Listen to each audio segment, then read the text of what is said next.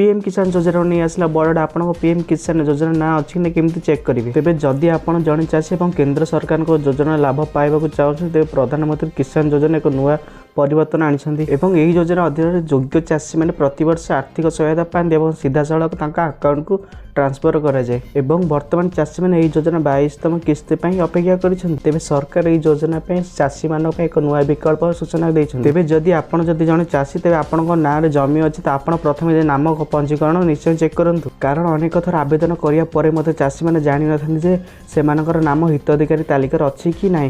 तेज जेहेतु 22तम किस्ती आसवाक जाऊँगी तेणु कौन त्रुटि संशोधन करने तुरंत आपण स्थिति जांच करने जनसेवा आवेदन केन्द्र को ना आप सरकार योजना 22तम किस्ती लाभ पाइबार वंचित हो पारती। जदि आप भावुं आपड़ योजना योग्य कि तेज सेठार संपूर्ण प्रक्रिया योग्यता नाम जांच पर्यंत सरल भाषा व्याख्या कर तेज आवेदन केन्द्र को जाए चेक करें। तेज यही योजना अधीन जी योग्य होती तो 6000 सीधा सड़क 3टी किस्ती से बैंक अकाउंट को ट्रांसफर कर प्रधानमंत्री किसान सम्मान निधि योजना अधीन क्षुद्र और नाममात्र चाषी को आर्थिक सहायता प्रदान कराए।